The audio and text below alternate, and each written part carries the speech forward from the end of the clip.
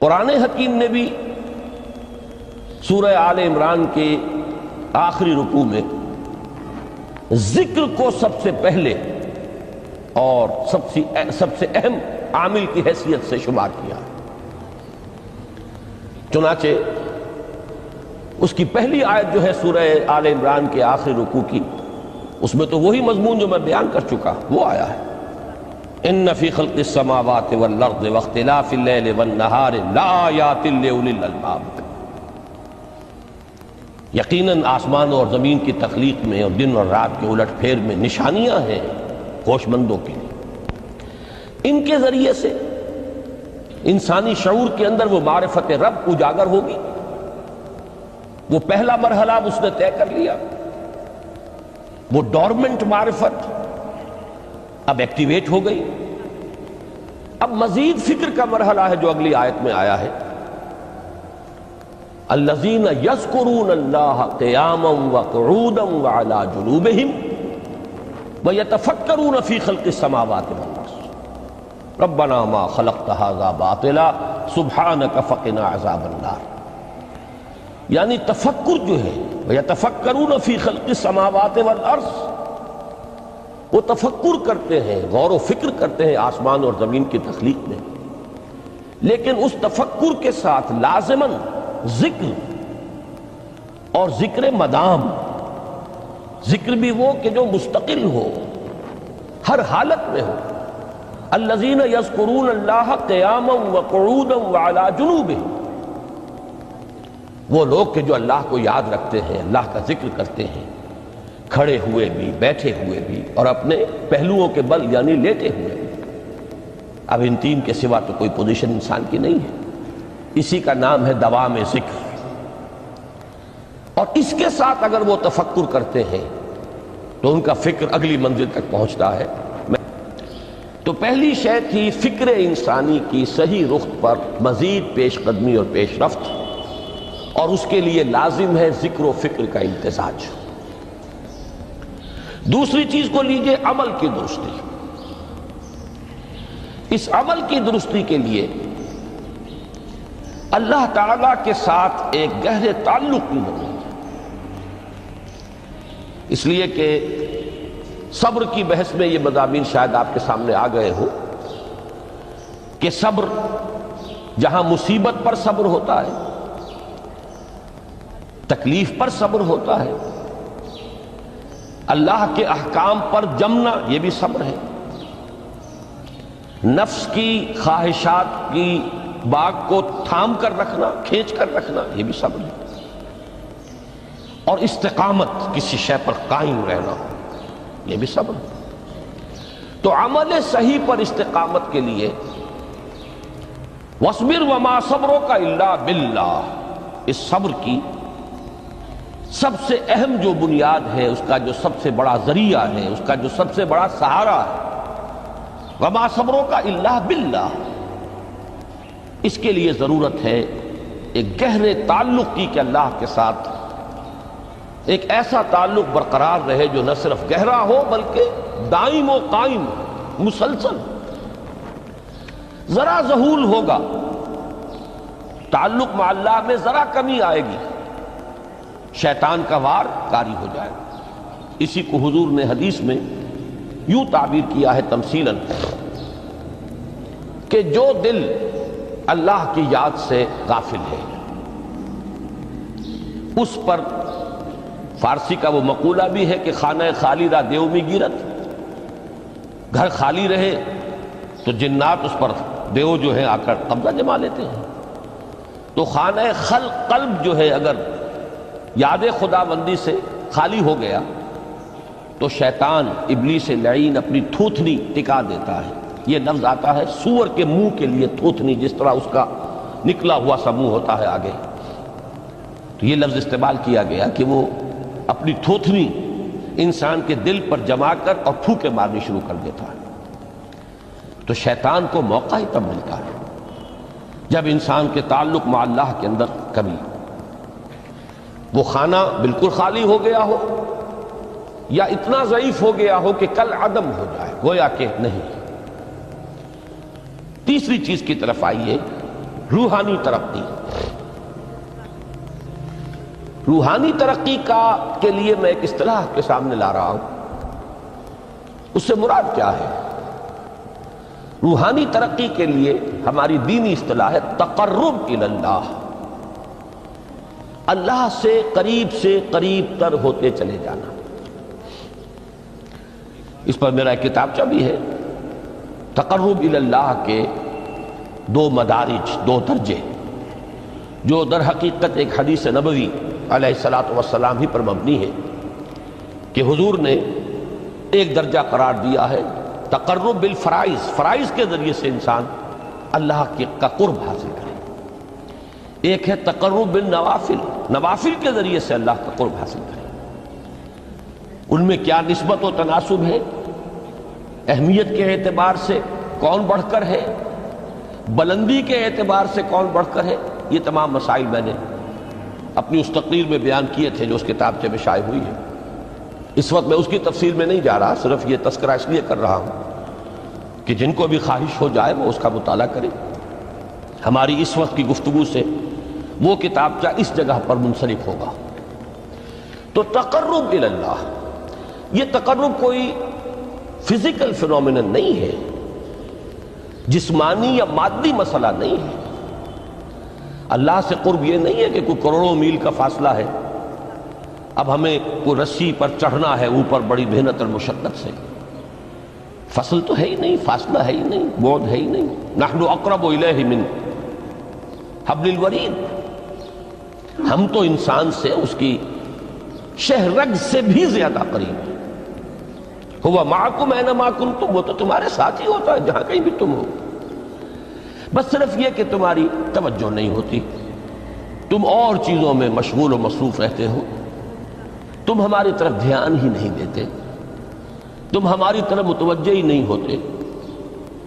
ہم تو مائل بے کرم ہیں، کوئی سائل ہی نہیں، راہ دکھلائیں کسے رہنم منزل ہی نہیں۔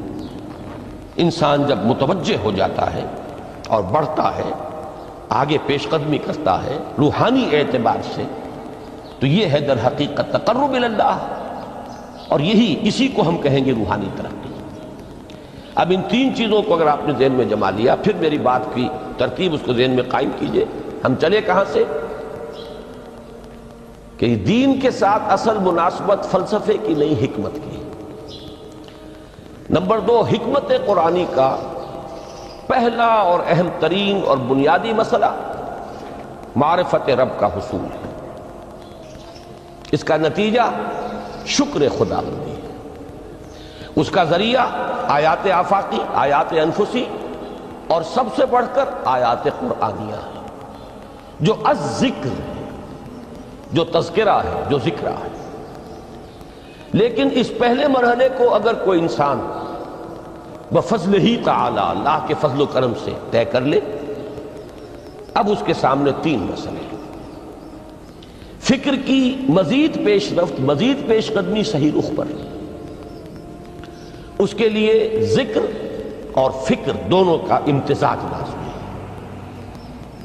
فقر قرآن اختلاط ذکر و فکر۔ الذین یذکرون اللہ قیاما وقعودا وعلی جنوبہم ویتفکرون فی خلق السماوات والارض۔ دوسری شے عمل کا درست رہنا، نہ افراط و تفریط ہو، عدم توازن ہو، نہ انسان نفس سے مغلوب ہو جائے، نہ انسان جذبات کی رو میں اندھا ہو جائے، نہ انسان ماحول سے مرعوب ہو کر متاثر ہو جائے، صحیح رخ پر اس کا عمل۔ نمبر 3، روحانی ترقی، جو اصل حاصل ہے، جو اصل مقصود ہے۔ نمبر 2 چیز کے لیے تعلق مع اللہ ضروری، نمبر 3 کے لیے تقرب الی اللہ۔ اب غور کیجئے، ان تینوں چیزوں کا بڑا گہرا تعلق ہے نماز کے ساتھ۔ ان تینوں کے لیے ستون کی حیثیت نماز کو ہے۔ لہذا ایمان کے بعد یا معرفت رب کے بعد حکمت دین کا اہم ترین مسئلہ نماز، صلاۃ۔ اس لیے کہ ایک طرف یہ انسان کو اللہ کے ساتھ ایک گہرے تعلق کا ذریعہ فراہم کرتی ہے، اپنے تمام مصروفیات میں سے ان مشغولیتوں میں جن میں گم ہونے کا خدشہ ہوتا ہے، نکلو۔ 24 گھنٹے کے معمولات میں سے کم 5 مرتبہ تو لازماً نکلو، اور اپنے آپ کو ذرا، اپنے حواس کو بھی، اپنی باطنی کیفیات کو بھی ذرا تازہ کرو۔ اگر کوئی گندگی، نجاست، کسی طرح کی ناپاکی کا کوئی معاملہ ہے، طہارت حاصل کرو۔ طہارت سے تمہارے اندر روح کو بھی بالیدگی ہوگی، تمہارے حواس بھی تازہ ہوں گے، تم گویا کہ بحیثیت کل تمہاری ہستی چاق و چوبند ہو جائے گی۔ وہ کسل، وہ سستیاں، وہ جو ایک کثافتیں ہوتی ہیں، ان سب سے نجات حاصل کرو، اور اب اپنے رب کے حضور میں کھڑے ہو جاؤ، اس کے ساتھ اپنا عہد بھی تازہ کرو، اس کی اہم صفات کو بھی اپنے ذہن میں پھر مستحضر کرو۔ یہی وجہ ہے، دیکھیے میں نے جو آیات آپ کو شروع میں سنائی تھی، سورہ لقمان کی 2 آیتیں، پہلی آیت میں اس کا ترجمہ کر چکا، دوسری آیت وَلَقَدْ وَإِذْ قَالَ لُقْمَانُ لِابْنِهِ وَهُوَ يَعِظُهُ يَا بُنَيَّ لَا تُشْرِكْ بِاللَّهِ إِنَّ الشِّرْكَ لَظُلْمٌ عَظِيمٌ۔ اس کے بعد درمیان میں کچھ مضمون آ کر پھر وہ آیہ مبارکہ آئی، یا بنی اقم الصلاۃ وامر بالمعروف وانہ عن المنکر واصبر علی ما اصابک۔ گویا کہ اہم ترین چیز، بنیادی ترین چیز، اللہ کو محض پہچان لینا کافی نہیں ہے، یاد رکھنا ضروری ہے۔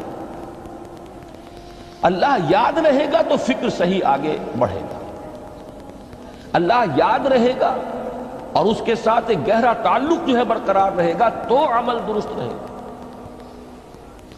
بالکل یہی بات سورہ طٰہٰ میں جو پہلی وحی حضرت موسیٰ علیہ السلام پر ہوئی، اور پہلا مخاطبہ ہے، چونکہ حضرت موسیٰ کو یہ انبیاء کرام کے مقدس گروہ میں ایک امتیازی حیثیت حاصل ہے کہ ان سے براہ راست گفتگو ہوئی ہے، اگرچہ صرف ایک پردہ تھا، اوٹ من ورائے حجاب گفتگو ہوئی ہے، لیکن یہ کہ کوئی فرشتے کا درمیانی جو ہے وہ لنک نہیں تھا، براہ راست اللہ تعالیٰ نے حضرت موسیٰ علیہ السلام سے کلام فرمایا۔ کلم اللہ موسیٰ تکلیما، موسیٰ سے تو اللہ نے کلام فرمایا جیسے کہ کلام کیا جاتا ہے۔ تو پہلا مخاطبہ ہے، یہ پہلا مکالمہ ہے، پہلی وحی کہیے، اسی میں یہ الفاظ بھی موجود ہیں، اننی انا اللہ لا الہ الا انا فاعبدنی واقم الصلاۃ لذکری۔ یہ گویا کہ حکمت قرآنی کا ایک بہت بڑا خزانہ ہے یہ آیت مبارکہ، کہ خود حضرت موسیٰ علیہ السلام کو جو ہدایت دی جا رہی ہے، میں ہوں، میں اللہ، اننی انا اللہ لا الہ الا انا، میرے سوا کوئی معبود نہیں، فاعبدنی، بس میری بندگی، میری عبادت، میری پرستش، میری محبت، اس کو اختیار کرو۔ وَأَقِمِ الصَّلَاةَ لِذِكْرِي، اور نماز کو قائم رکھو میری یاد کے لیے۔ بلکہ اسی سلسلہ کلام میں آگے چل کر سورہ طٰہٰ میں آتا ہے، کافی گفت و شنید کے بعد جب حضرت موسیٰ نے کچھ معذرت بھی کی، کچھ دعائیں بھی کی، اللہ نے ایک دعا قبول بھی کی کہ ان کے بھائی کو بھی شریک کر لیا، حضرت ہارون کو بھی۔ اس کے بعد پھر جب فرمایا کہ اب جاؤ فرعون کی طرف، تو اس میں فرمایا وَلَا تَنِيَا فِي ذِكْرِي، اور دیکھنا یہ جو عظیم مشن تمہارے کندھے پر آ گیا ہے، بڑا بھاری اور کٹھن